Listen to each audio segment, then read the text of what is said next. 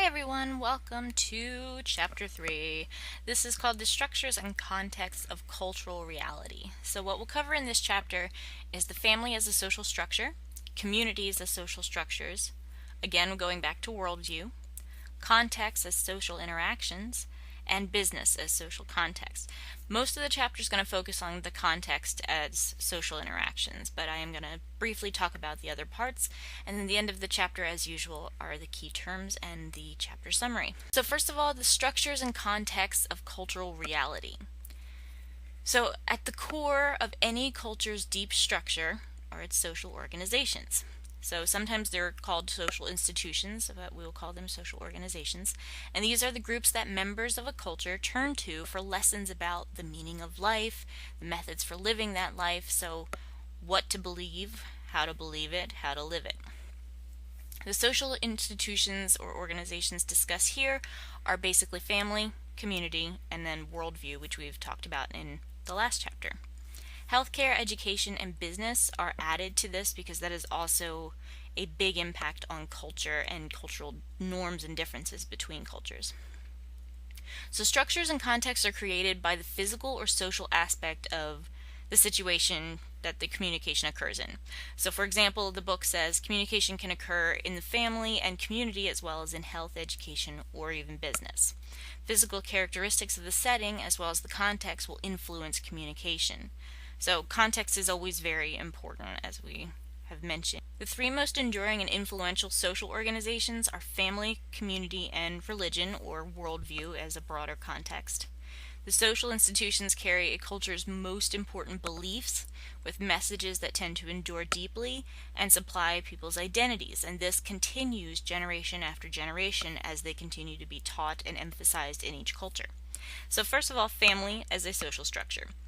Your family, the family, is the oldest and most fundamental of all human institutions. It's also a universal experience found in every culture. Now that said, not every family is built the same way, and some individuals' family is not necessarily by blood.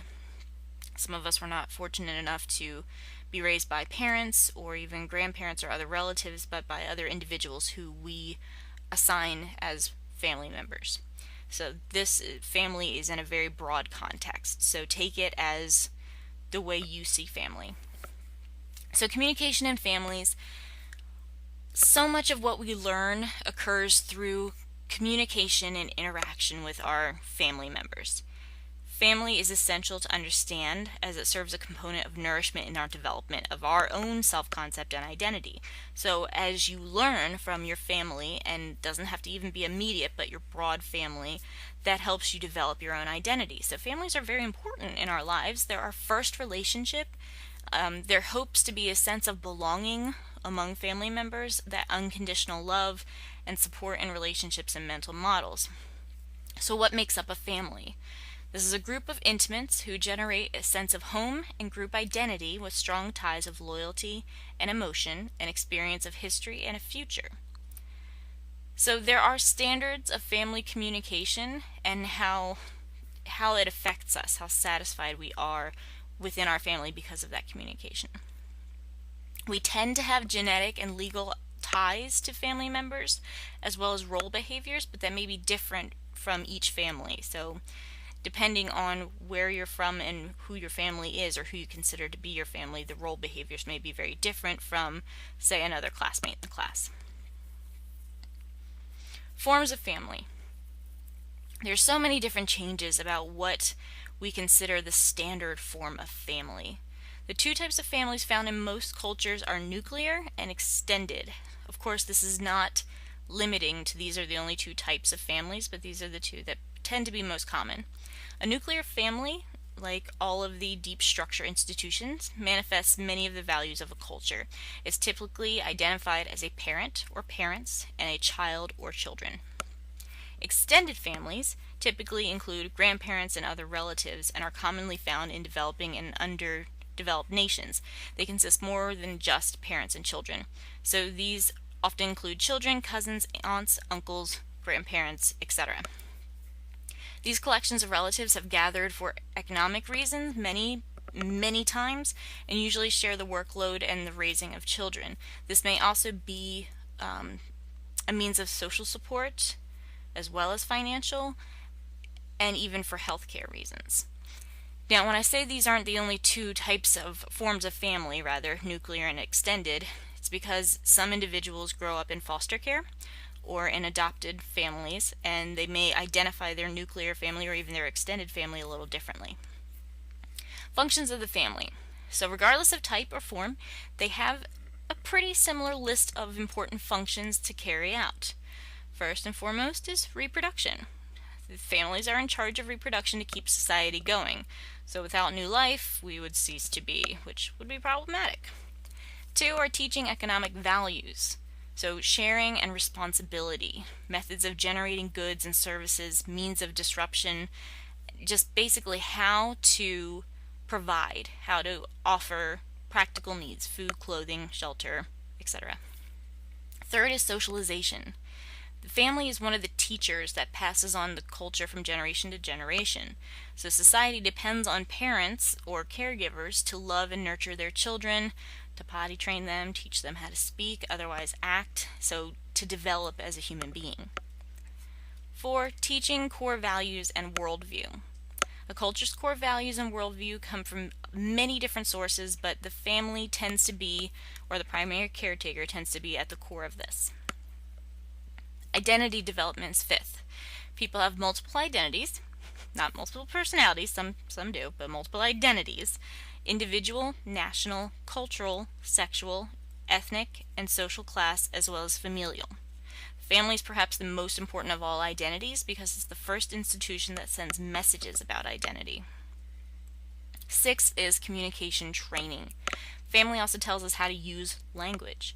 By observation, imitation, and practice, we are introduced to the idea of communication and how our family or our culture communicates.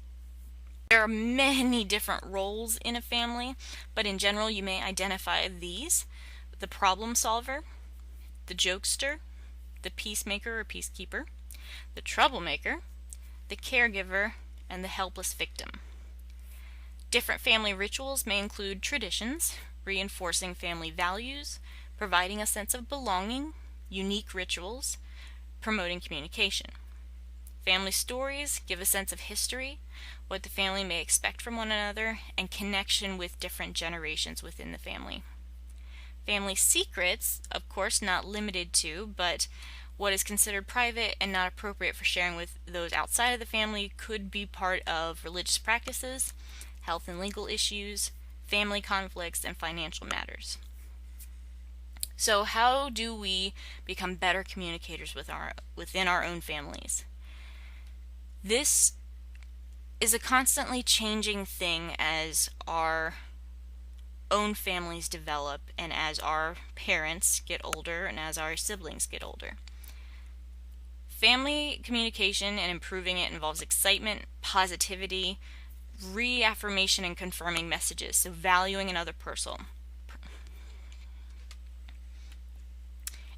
Improving communication in families involves excitement and positive communication, confirming messages, reaffirmation, so valuing another person, handling conflict constructively, having a realistic expectation of what's going to happen, appreciating each relationship individually, managing tensions, and dealing with opposing needs by learning how to manage those tensions.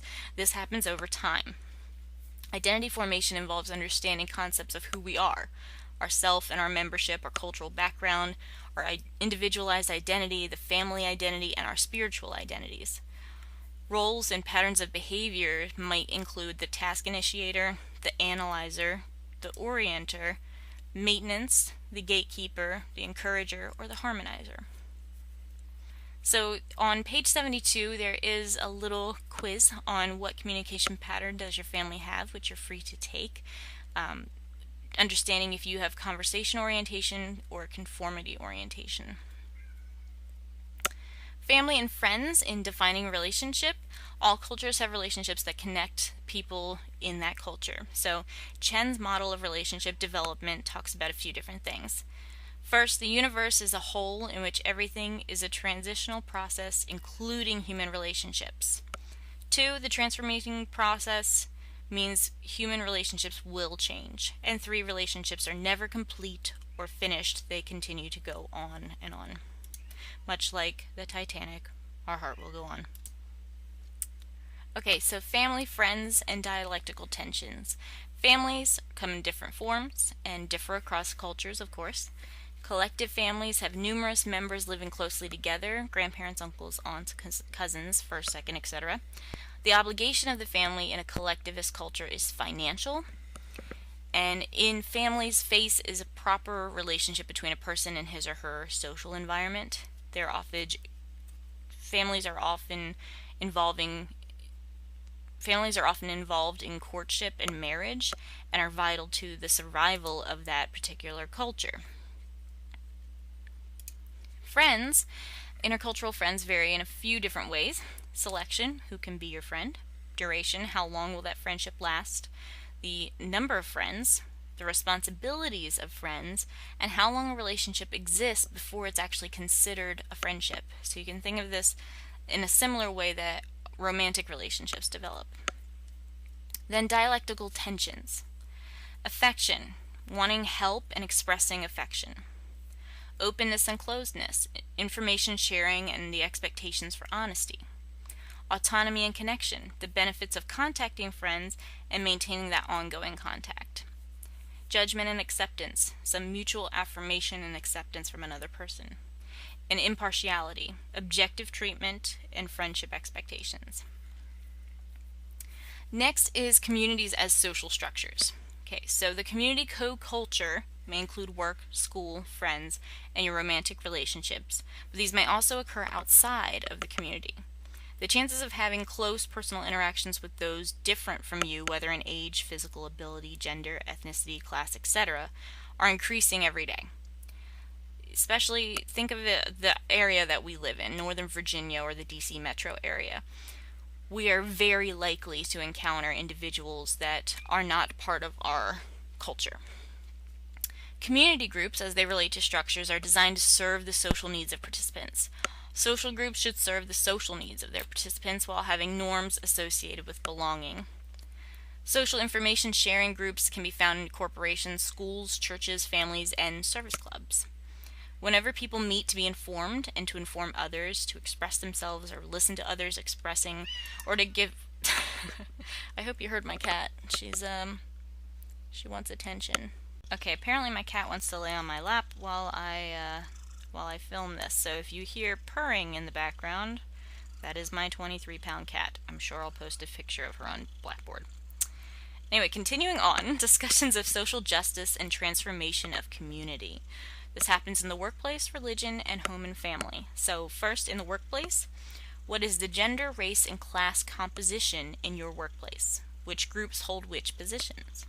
Who, by race, gender, and class, has the power to make decisions about hiring, firing, wages, and working conditions? Who gets promoted and who does not?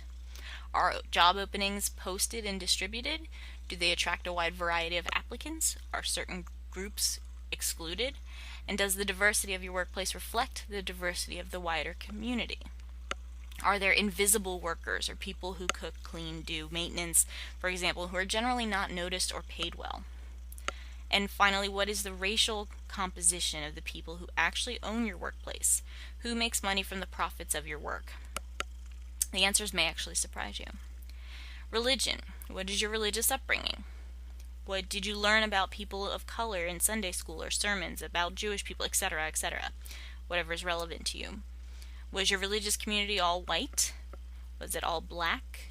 Was the leadership of your religious organization all white, all black, etc.?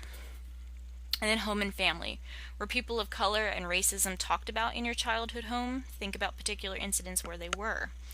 Were there tensions? What was the general tone? Was it positive or negative? Was there silence in your home on issues of racism or anti-Semitism? As a child, what stories, TV shows, or books influenced you the most in your attitudes about people of color? Talk with your partner, your housemates, friends about racial issues. Notice the whiteness of your surroundings out loud to the family and friends that you have. It doesn't have to be aggressive or with any anger. You don't need to attack other people, but ask questions. If you did a room-by-room assessment of your home today, would you find a diversity of images and items? If the answer is no, what do you and other family members lose because of that lack? How do you feel it contributes to racial prejudice and discrimination? This is just a discussion on social justice and transformation of community. Some of these answers may not be relevant, or questions rather, may not be relevant to you, but it's an interesting thing to consider. So then there's local community building, which includes inclusion. This is the need for inclusion, to be with other people, to need to be within social contact with others. We like to feel that others accept and value us and want to feel like a full partner in a relationship. It doesn't have to be a romantic relationship. There's the need for control. We have a need for control, and some desire more than others. It's our motivation to maintain some degree of influence in our relationships. So as we get older, the need for control shifts. The need for control is our need to feel that we are capable and responsible, and that we're able to manage our own environment around us. Openness. We wrestle with tensions between disclosure and silence or concealment. So disclosure, I mean disclosing information about yourself or about your beliefs. While we want to share our inner selves with people we care about, there are times when we don't feel like sharing and desire that preservation of privacy instead. And we're always managing that tension of whether to be very open or closed off, or finding that balance that's most comfortable. Community development happens as a process in many different ways. The list is on page 79. It develops as a method as well, or even a movement or idea. So I'm going to focus in again on worldview. We define worldview in chapter 1, but to go back, learning about religion and worldviews enable us to discover crucial links between our worldview and communication. So religion tends to be a big part of that. Your culture's worldview, you can answer those questions if you'd like, and maybe part of your discussion that you choose. And constructing a cultural resume, which is a very interesting thing to do if you've never done one before, and I definitely suggest it. Context is social interactions. There's the healthcare context, the Maggio.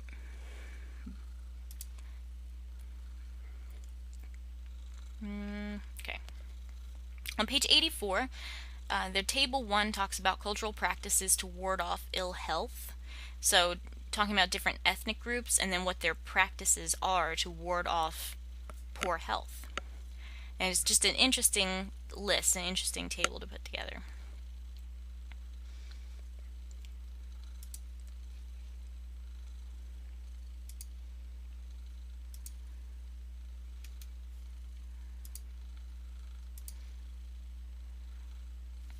Okay, so now I'm going to talk about cultural learning preferences, starting on page 87. And I'm just going to give brief descriptions of each. Field independence versus field sensitivity. This learning preference is based on how people tend to perceive their environment and whether they focus on the field, or the whole concept, or concentrate on specific parts of that field. This style is referred to as whether one sees the whole forest or just the trees. Cooperation versus competition. This learning style reflects whether students prefer to work together in a cooperative environment or to work independently in competition with one another. Think about the option of doing a group project versus doing an independent project. Some people gravitate naturally towards working with others, whereas other individuals feel more comfortable working alone. Trial and error versus watch then do. Some people prefer to learn by engaging themselves in a task and learning to do it by trial and error. Others desire demonstrations and want to observe first, then attempt to do the task. Many U.S. students prefer to solve problems and reach conclusions through trial and error. This approach is not as common in all cultures, though. This is more of a Western idea. Tolerance versus intolerance for ambiguity. This reflects how well people contend with ambiguity. So students from cultures, some of which are more open-minded about contradictions, differences, and uncertainty, whereas students from other cultures prefer a lot of structure, a very predictable environment, and very little change.